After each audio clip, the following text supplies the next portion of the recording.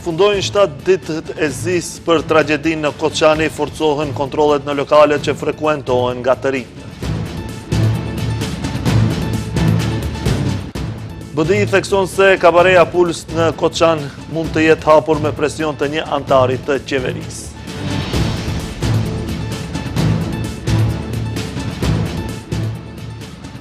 Familjarët theksojnë se vdekja e dyshim të Vedatit në Kumanov mund të jetë sakrifica e fundit e një sistemi të rënuar.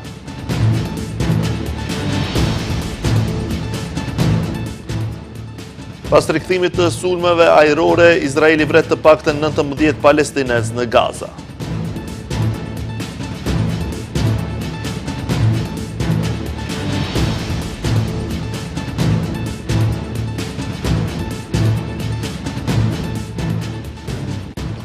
Shëndetje shikues të nderuar, jemi me lajmet në televizionin Shenja. 7 ditë pas tragjedisë në Koçani, autoritetet njoftuan se kanë forcuar kontrollet e jashtëzakonshme inspektuese në të gjitha objektet publike në mbar vendin, po inspektohen shkollat, kopshtet, sallat sportive, institucionet kulturore si dhe të gjitha objektet e hotellerisë. Vëmendja e veçantë po i kushtohet objekteve ku strehohen fëmijët dhe të rinjët, ndërkohë në klinikën universitare për sëmundje kirurgjike në Shkup aktualisht janë duke u trajtuar 10 pacient, 6 prej të cilëve tashmë janë nështruar transplantimit të lëkurës për shkak të shkallës së lartë së djegjes së tyre. Sot përfundojnë 7 ditë zije kombëtare që u mbajtën pas tragjedisë së madhe e të tmerrshme që ndodhi javë më parë në Koçan. Në qeveri, sot mbajtën preskonferencë të përbashkët, kryetari komunës së Kisellavodës dhe kryetari bashkësisë së njësive të veçeverisës lokale Orse Gjorgjevski, zëdhënëse të qeverisë Venera Azizi dhe Maria Miteva dhe drejtori klinikës universitare për sëmundje kirurgjike në Shkup, Nebosjan Nastov. Gjorgjevski informoi se të gjitha komunat përmes BNVL-s kanë filluar kontrollet e jashtëzakonshme inspektuese në të gjitha objektet publike në mbar vendin. Kjo do të thotë se shkollat, kopshtet, sallat sportive, institucionet kulturore, si dhe të gjitha objektet e hotellerisë po inspektohen tërësisht. Vëmendje e veçantë, Gjorgjevski tha si kushtohet objekteve ku strehohen fëmijët edhe të rinjët. Tregohet kujdes që objektet të kenë pajisje të përshtatshme gjer fikse dhe hidratant funksional, a janë instalimet elektrike të sigurta dhe të mirëmbajtura siç duhet, a janë të gjithë dokumentet e nevojshme dhe raportet e sigurisë. Shumë kryetar komunash po mobilizojnë shërbimet e tyre, do të ketë zero tolerancë për parregullësitë.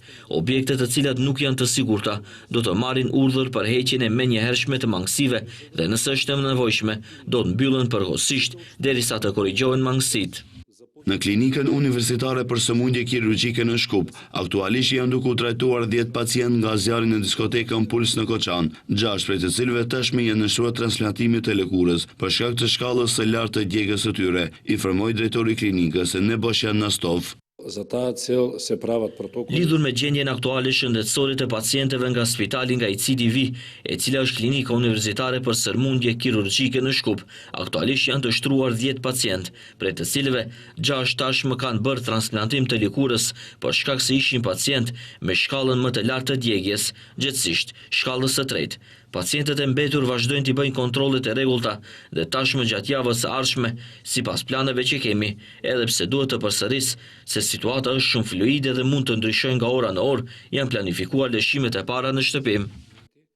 Ndërkaq, zëdhënësja e qeverisë Venera Azizi tha se angazhimi dhe përkushtimi i qeverisë për të mbështetur ata që janë prekur nga kjo tragjedi dhe për të zbardhur të vërtetën e kësaj tragjedie, do të vazhdojë me intensitet të paprecedent. Qeveria e Maqedonisë ka ndërmarrë masa të menjëhershme për të ofruar mbështetje të plotë të gjitha atyre që janë prekur nga kjo tragjedi.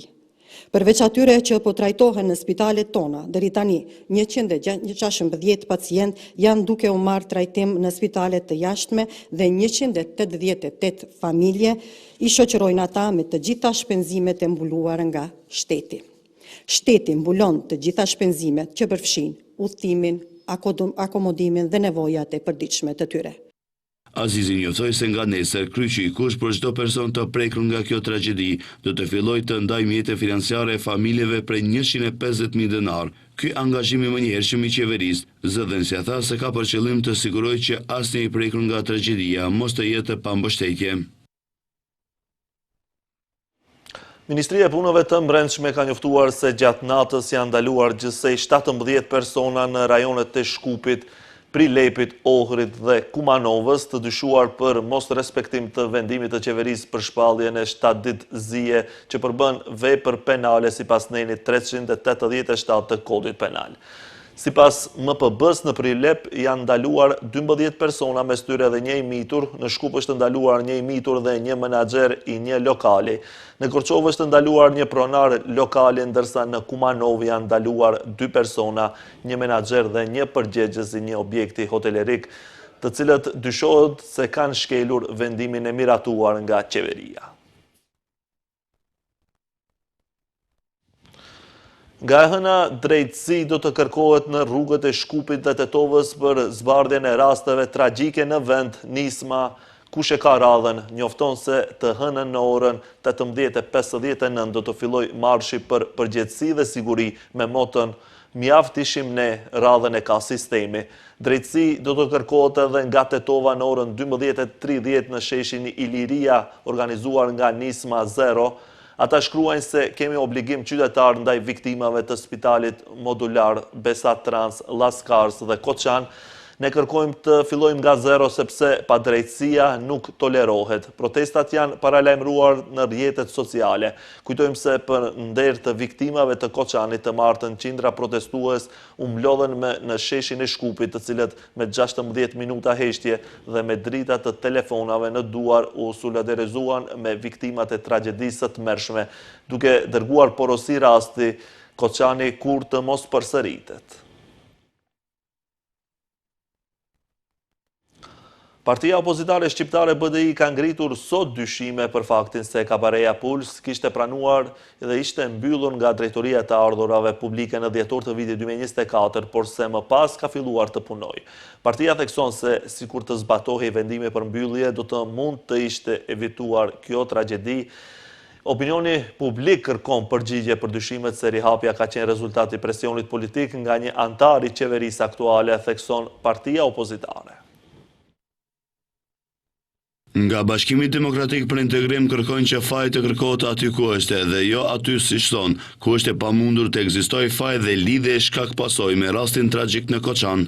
Opozitarja vlerëson se është e domosdoshme të ngrihet çështja e rolit dhe përgjegjësisë së drejtorisë të ardhurave publike në gjithë këtë situatë, pasi sipas tyre kabareja Puls ishte zyrtarisht e mbyllur dhe e vulosur nga DAP në gjysmën e dytë të dhjetorit të 2024 për shkak të shkeljeve të konstatuara lidhur me moslëshimin e faturave fiskale. Megjithatë, pavarësisht faktit që kompania që menaxhonte diskotekën MMF Cafe Doyle Koçan kishte llogarinë e bllokuar që nga korriku i vitit 2024, ajo sërish rifilloi punën shumë shpejt, pa asnjë pengesë institucionale ose sankcion ligjor. Mos lejimi i rifillimit të aktiviteteve dhe mos zbatimi i ndalimit të punës do të thoshte që kabareja nuk do të ishte aktiv për një periudhë të gjatë dhe përrjedhoi as natën fatale. Ky fakt hap çështje serioze, veçanërisht ligjore dhe politike, lidhur me mënyrën se si ishte mundur rihapja e diskotekës në këto rrethana dhe kush kishte ndikim mbi këtë vendim. Sipas BDI-s, opinioni publik e kërkon përgjigje për dyshimet se rihapja ka qenë rezultati i presionit politik nga një antar i qeverisë aktuale, duke shtuar se nëse këto dyshime rezultojnë të bazuara, atëherë kjo përbën një sulm të drejtpërdrejtë ndaj sundimit të ligjit dhe demonstron ndërhyrjen politike në pavarësinë e institucioneve. Prandaj shtrohet pyetja nëse ky presion politik është arsyeja pse prokuroria dhe policia po injorojnë qëllimisht këtë linjë hetimi dhe po e mbrojnë atë me çdo kusht. Këto pretendime ngrenë dyshime për një keqpërdorim të mundshëm të pozitës zyrtare dhe ndikim politik mbi proceset institucionale, duke çuar në një përgjegjësi të mundshme penale për të gjithë palët e përfshira. Megjithse Ministria e Punëve të Brendshme ka ngritur kallëzime penale dhe prokuroria publike formalisht ka nisur hetime, integristët theksojnë se drejtimi dhe shtrirja e tyre shkaktojnë shqetësime serioze për shkak të shmangjes së dukshme të disa pistave kyçe të rastit, të cilat siç thon, duket se janë lënë qëllimisht jashtë ose kufizuar me vetëdije. Vdekja në rrethana të dyshim të Evedat Ademit në spitalin e Kumanovës shkaktoi revolt në opinion. Sot familjarët e tij kanë publikuar një letër publike, ndër të tjera theksojnë se luten që Vedati të jetë sakrifica e fundit e një sistemi të rënuar. Familjarët e të ndjerit të Vedat Ademi, i cili të hënën në rrethana të dyshimta, kanë dëruar jetë në spitalin e Kumanovës, kanë dalur sot me një letër publike, të cilët urojnë që kjo dhimbje familjare të jetë si një fener për përmirësimin e gjendjes në shoqëri.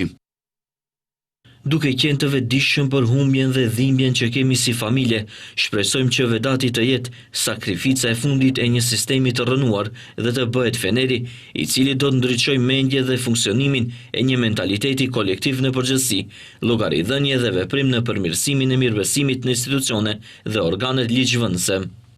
Familjarët kërkojnë transparencë në hetim, të bindur në ndryshimin e rastit edhe pse, si thuhet në letrën publike, drejtësia nuk gëzon besueshmëri dhe se është e politizuar dhe ku është përzier politika, aty nuk ka pasur drejtësi. Ata shtojnë se janë të përkushtuar në ofrimin e bashkëpunimit me organet kompetente në ndryshimin dhe zgjidhjen e lëndës për Vedat Ademin.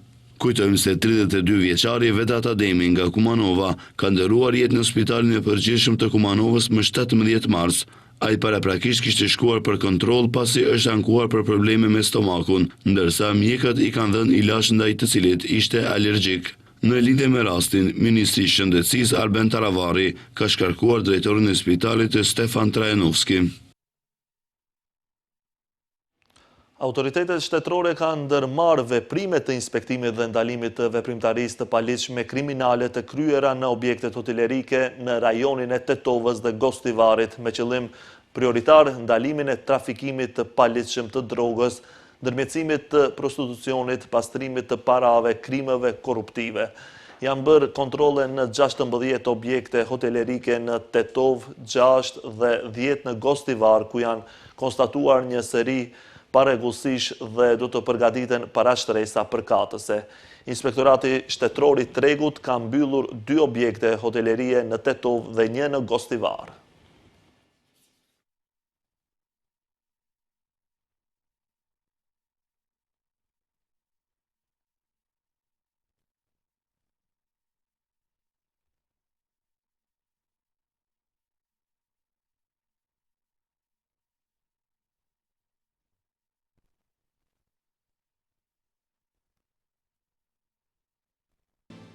Kjo ishte e gjitha për këtë edicion informativ. Faleminderit për momentin, bashkë miru pafshim.